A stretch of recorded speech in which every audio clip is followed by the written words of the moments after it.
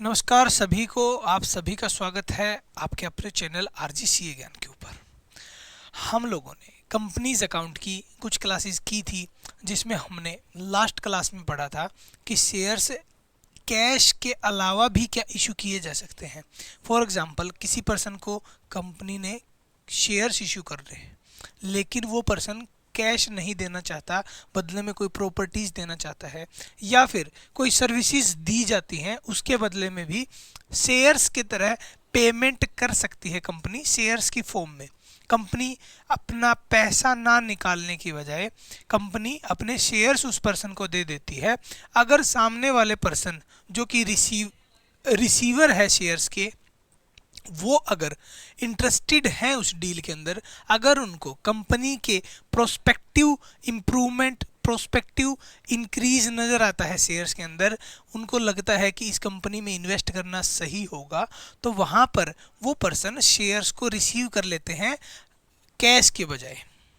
तो इनडायरेक्टली उनको भी पैसा मिल जाता है, लेकिन एज एन इन्वेस्टमेंट मिल जाता है कि उस कंपनी के अंदर उनकी एक हिस्सेदारी आ गई, ना कि डायरेक्ट कैश लिया और वहाँ पर उनका रिलेशन ख़त्म नहीं हुआ। यानी कि एक शेयर होल्डर बन गए सामान देने के साथ साथ। तो वेंडर भी शेयर होल्डर बन सकते हैं। वेंडर्स जरूरी नहीं है, मैंने आपको बताया था, वेंडर वो लोग होते हैं जिनसे कंपनी डे टू डे पे सामान खरीदती है, कुछ भी सामान खरीदती है, तो उनको पेमेंट करने की बजाय कंपनी उनको शेयर्स इशू कर सकती हैं, जो कि इनिशियल लेवल पे कंपनीज करती हैं, ताकि उनके पास जो फंड्स होता है वो लिमिटेड होता है उस मोमेंट पर, तो उस फंड की यूटिलाइजेशन कम से कम हो पेमेंट करने के लिए। जहाँ पर अगर शेयर देकर काम चलता है तो वहाँ पर कंपनी पेमेंट करना कम पसंद करती है। तो चलिए शुरू करते हैं। आज की क्लास के अंदर क्या होने वाला है, issue of shares to promoters. Promoters कौन होते हैं? जिन्होंने कंपनी बनाने तक और उसके बाद भी, पर कंपनी जब तक नहीं बनी होती तो उसके साथ साथ जो भी लोग होते हैं वो लोग प्रमोटर्स होते हैं। यानी कंपनी को बनाने में जिन्होंने बहुत मेहनत की है, कंपनी इनकॉर्पोरेशन तक बहुत मेहनत की है, बहुत खर्चा किया है, बहुत अपना टाइम इन्वेस्ट किया है, तो वो लोग जो होते हैं वो कंपनी के इन्वेस्टर्स होते हैं यहाँ पर। और कंपनी के इन्वेस्टर्स को शेयर्स दिए जाते हैं कई बार बिना कुछ उनसे लिए हुए, क्योंकि कंपनी जब बनी थी तो उनसे काफ़ी सारा वर्क लिया गया था, काफ़ी सारी उनकी सर्विसेज ली गई थी, काफ़ी एफर्ट्स लगाए थे उन लोगों ने। प्रमोटर्स जो हैं कंपनी को प्रमोट करने के लिए, कंपनी को बनाने के लिए, तो उसके लिए कंपनी उनको शेयर्स अलॉट करती है।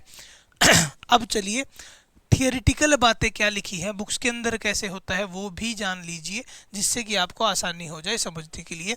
क्योंकि हमारा मेन टारगेट सिर्फ पढ़ना तो है ही, साथ ही साथ रियलिटी में क्या होता है वो भी बताना बहुत ज़रूरी है।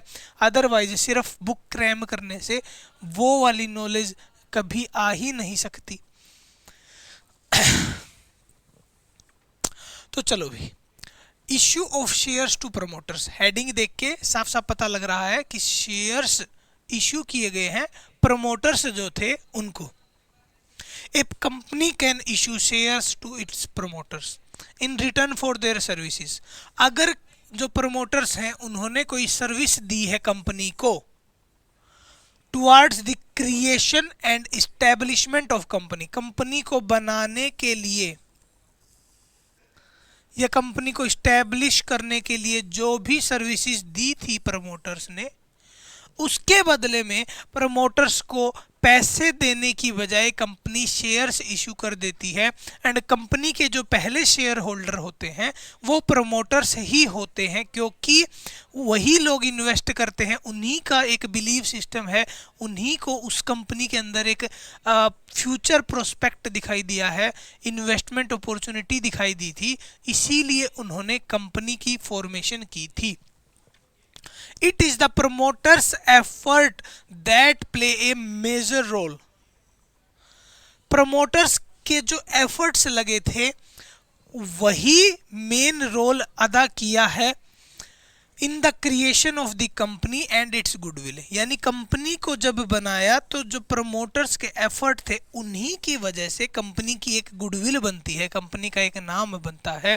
फॉर एग्जांपल जब इन्फोसिस बन रहा था तो इनिशियल स्टेज पर नारायण मूर्ति के जो एफर्ट्स थे, जो कि आज की डेट में बहुत ज़्यादा पॉपुलर हो रहे हैं, ये बात कहने के लिए कि जो एम्प्लॉयज़ हैं उनको एटलीस्ट 70 आवर्स वर्क करना चाहिए पर वीक, 70 आवर्स पर वीक। इसका मतलब है कि 12 से 13 घंटे पर डे, बस संडे छोड़ दीजिए तब, यानी एक दिन में 12 से 13 घंटे काम करने के लिए वो लोग प्रमोट कर रहे हैं, क्योंकि उन्होंने उस लेवल की मेहनत की हुई है कंपनी को बनाने के लिए। तो चलिए, ये तो मैंने एक आपको एग्जांपल दिया है वर्किंग आवर्स का, एम्प्लॉयज़ के वर्किंग आवर्स का, और बिजनेस जो प्रमोटर्स होते हैं उनके वर्किंग आवर्स में हमेशा डिफरेंस होता है, क्योंकि एक बिजनेसमैन की अप्रोच अलग होती है पर एक एम्प्लॉय की अप्रोच उतनी ज़्यादा नहीं होती, क्योंकि एम्प्लॉयज़ के एफर्ट्स चाहे कितनी हो उनकी सैलरी जो है वो फिक्स ही होती है, इसीलिए वहाँ पर इतने ज़्यादा एफर्ट्स एक्सपेक्ट नहीं कर सकता कोई भी एम्प्लॉयर अपने एम्प्लॉय से। चलिए, therefore when the promoters of the company are allotted shares, when the promoters of the company are allotted shares as remuneration, promoters को रेम्यूनरेशन दी जाती है शेयर्स की फॉर्म में, यानी कि उन्होंने जो मेहनत की उसके बदले में उनको सैलरी देने के बजाय सैलरी की जगह पर शेयर्स दिए जाते हैं। देन गुडविल अकाउंट और incorporation cost account is debited. तो उस केस में जब भी आपने कभी कोई शेयर इशू किया है तो उसके पहले आपके पास में पैसा आता था डेबिट में, bank debit to share capital. जब पैसा आता था तब आप उनको शेयर इशू कर देते थे। क्योंकि अब यहाँ पर पैसा तो आने वाला है नहीं, क्योंकि प्रमोटर्स ने जो अपनी सर्विसेज दी थी तो अब वो पैसा तो देंगे नहीं शेयर्स लेने के लिए, तो कंपनी क्या करेगी, बैंक अकाउंट की जगह पर गुडविल अकाउंट या फिर इनकॉर्पोरेशन कॉस्ट अकाउंट को डेबिट कर देगी। या तो गुडविल बना देगी उतने की कि प्रमोटर्स की जो मेहनत है उसकी वजह से जो नाम जनरेट हुआ है मार्केट के अंदर कंपनी का, उस नाम की वजह से जो गुडविल जनरेट हुई है तो गुडविल को डेबिट कर सकती है, जिससे कि एसेट जनरेट हो गई। बैंक आपकी बैलेंस शीट की asset side as it is रही और goodwill to share capital as it is. Goodwill की जगह एक और नाम भी यूज किया जा सकता है इस वाले सिनेरियो के अंदर, जब प्रमोटर्स को शेयर कैपिटल इशू की जाती है बिना उनसे पैसा लिए हुए। क्योंकि चलिए ये वाला सिचुएशन थोड़ा सा अच्छे से समझा जाए तो ज़्यादा समझ में आएगा। प्रमोटर्स जो हैं वो अगर पैसा ले लेते हैं तो उस केस में यहां पर रेम्यूनरेशन डेबिट हो जाएगा या फिर सैलरी डेबिट हो जाएगी।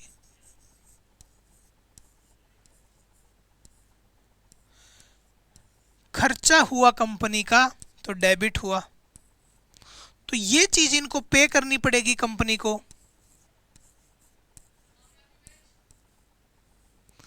जो भी अमाउंट है, फॉर एग्जांपल 1 लाख रुपए है, ये पैसा कंपनी को देना पड़ेगा। उनकी मेहनत जो लगी थी प्रमोटर्स की इनकॉर्पोरेशन तक, तो वो वाली मेहनत का पैसा देना पड़ेगा। तो ये इस सिनारियो में पैसा जा रहा है। तो अब कंपनी क्या करती है कि पैसे का ना जाना भी तो आना ही है, तो वो वाली सिचुएशन में कंपनी ये वाली एंट्री पास ना करके सिंपली क्या करती है, गुडविल अकाउंट को डेबिट कर लेती है। या तो गुडविल अकाउंट तो आपका हो गया एसेट अकाउंट, या फिर और इनकॉर्पोरेशन कॉस्ट, क्योंकि कई बार जो सरकार है वो आपको एसेट जनरेट करने की, गुडविल जनरेट करने की ऑप्शन नहीं देती है, क्योंकि आइडेंटिफाई करना मुश्किल है कि इतनी गुडविल जनरेट हुई है या नहीं। इसीलिए वो इनकॉर्पोरेशन कॉस्ट के अंदर वो वाली अमाउंट डाली जाती है, इनकॉर्पोरेशन कॉस्ट के अंदर वो वाली अमाउंट डाली जाती है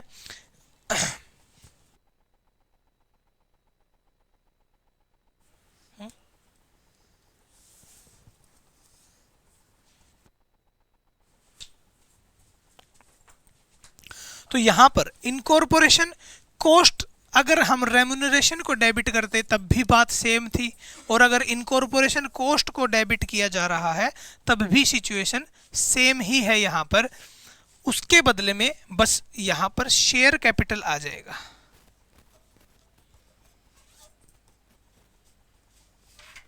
जहां पर पैसा जा रहा था, अब यहां पर सिर्फ और सिर्फ शेयर कैपिटल इशू कर दिया जाएगा बैंक में से पैसा देने की बजाय। तो आई होप ये वाली जर्नल एंट्री आपको क्लियर हो गई कि क्यों इनकॉर्पोरेशन कॉस्ट अकाउंट को डेबिट किया जाता है या गुडविल अकाउंट को डेबिट किया जाता है। गुडविल अकाउंट को डेबिट करने के लिए सरकार बहुत सारी रेस्ट्रिक्शन लगाती है, लेकिन incorporation cost without any restriction की जा सकती है इनकर। चलिए थोड़ा सा आगे चलते हैं, in issue of shares to promoters को थोड़ा आगे लेके चलते हैं। जर्नल एंट्री क्या पास की जाएगी? अभी जो मैंने आपको बताया, या तो गुडविल अकाउंट आप डेबिट कर लो,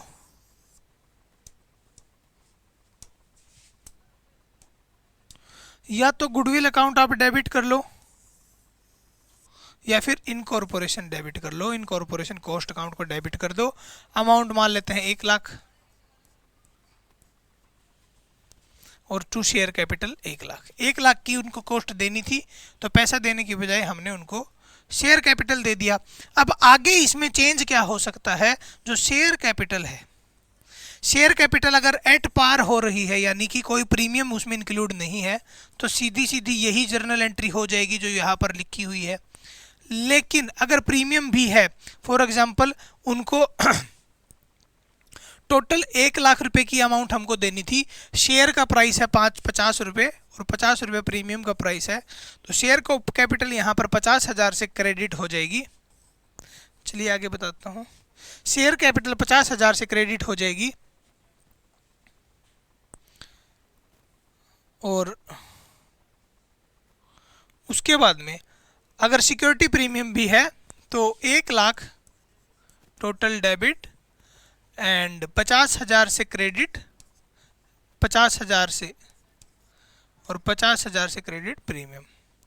शेयर कैपिटल भी 50,000 से क्रेडिट होगी और प्रीमियम भी 50,000 से क्रेडिट होगा, क्योंकि जो कंपनी का मेन मुद्दा है वो ये है कि कंपनी टोटल 1 लाख रुपए देना चाहती है प्रमोटर को। अगर उनकी शेयर है जो है कंपनी का, वो अगर प्रीमियम पर ट्रेड कर रहा है तो जाहिर सी बात है वो टोटल अमाउंट को कंसिडर करेगी, उतने ही शेयर देगी जितना कि अमाउंट, शेयर का अमाउंट प्लस प्रीमियम का अमाउंट मिलाकर जो अमाउंट आती है वही कंपनी देगी।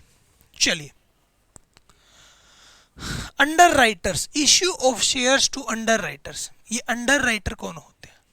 जो नीचे से राइट करते हैं?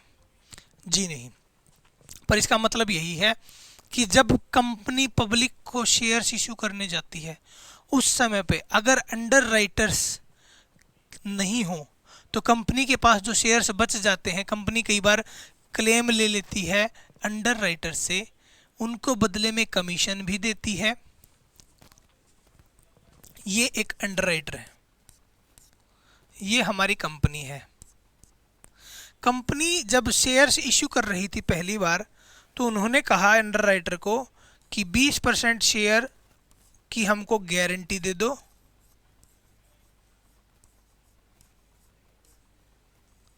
बदले में हमसे कमीशन ले लो।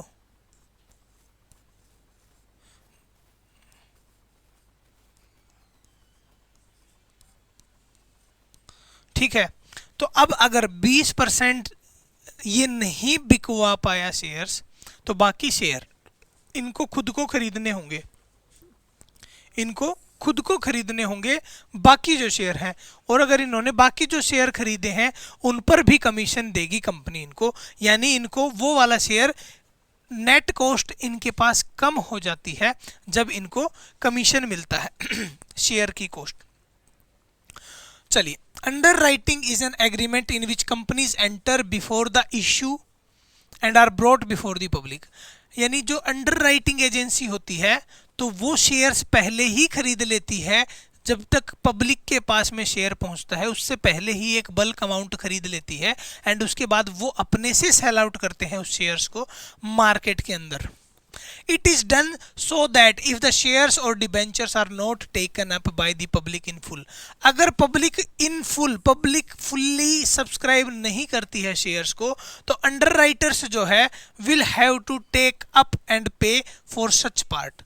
Underwriters will have to take and pay for such part of the shares or debentures for which the public has not applied for.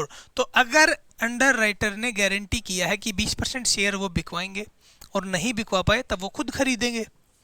Therefore, the underwriter are the persons or institutions. एक individual person भी हो सकता है या कोई company भी हो सकती है जो ये सर्विसेज दे रही है, उसके बदले में कमीशन ले रही है.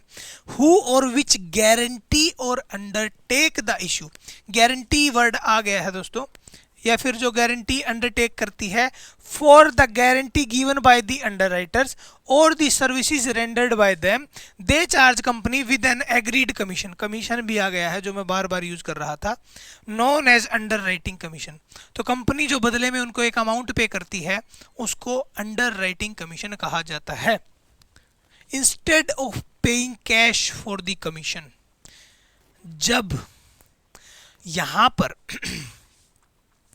पहले से अगर एग्री हो रखा है कि बदले में कैश दिया जाएगा या शेयर्स दिए जाएंगे, तो या तो कैश दिया जाएगा या शेयर दिया जाएगा. May allot shares to the underwriters, जो भी अंडरराइटर हैं उनको शेयर भी अलॉट कर सकती है कंपनी, अगर ऐसी कोई बात हो रखी है उन दोनों के बीच में तब.